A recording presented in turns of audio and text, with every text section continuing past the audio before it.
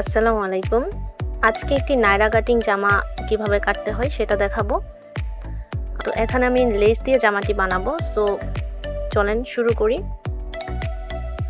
তো প্রথমে আমি আমার লম্বার মাপ অনুযায়ী জামার থেকে হাতাটি আলাদা করছি।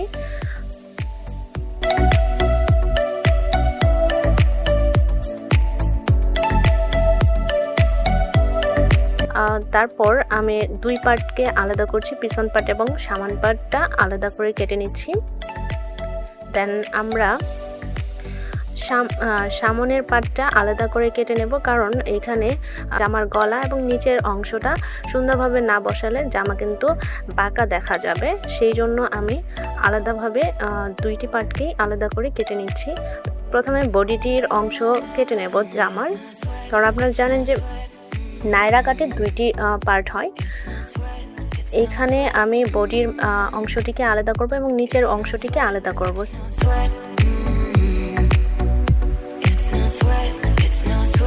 সেমভাবে আমি পিছনের অংশটিকেও আলাদাভাবে বডির অংশ আলাদা করে নেব।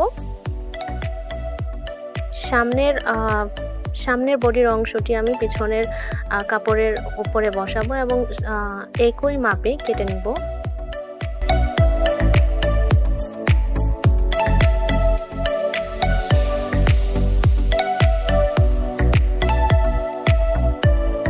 এখানে আমি পিছনের পার্টটি আলাদা করে নিচ্ছি, কারণ এখানে পিছনের গলাটা সামনের গলার থেকে 1 ইঞ্চি ছোট হবে, সেই জন্য আমি আলাদাভাবে কেটে নিচ্ছি।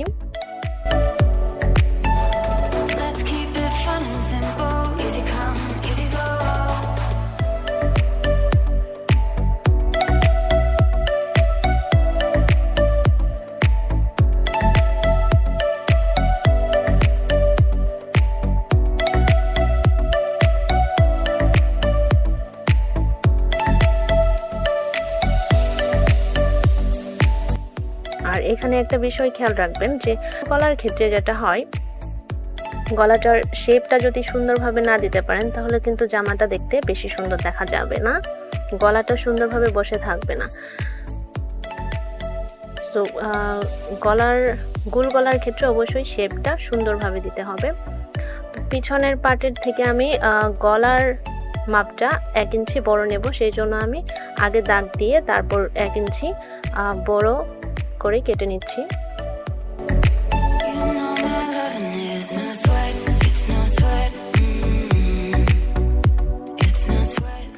তো এখন হচ্ছে হাতাটা আমরা কেটে নেব। তো এখানে দেখতে পাচ্ছেন এগুলো হাতা কিন্তু একটু ছোট থাকে, মানে পাশে ছোট থাকে, সেজন্য কিন্তু ফুলটা মিডলে বসে না।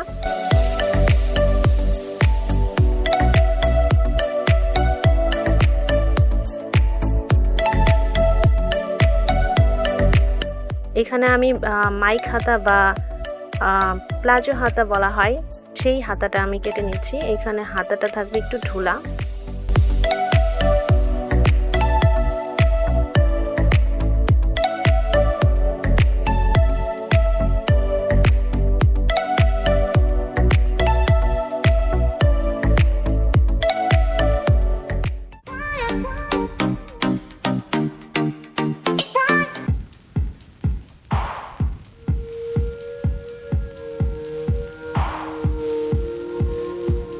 এখন হিপের ওইখানে আমি একটু পাইপিং দিয়ে ডিজাইন করব, সেই জন্য আমি সেই কাপড়টি কেটে নিচ্ছি।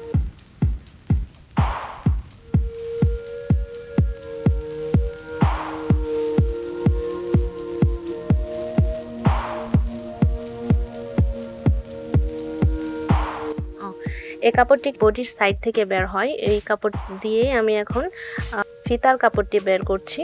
যেহেতু আমি ফিতা দিয়েই ডিজাইন করব এখানে, সেই জন্য আমি ফিতার পরিমাণ কেটে নিচ্ছি এবং গলার পট্টি দেওয়ার জন্য আমি কাপড় আলাদাভাবে কেটে নিচ্ছি। কাপড়টি কিন্তু এখান থেকেই বের করতে হবে, এইখানে কিন্তু বেশি কাপড় থাকে না।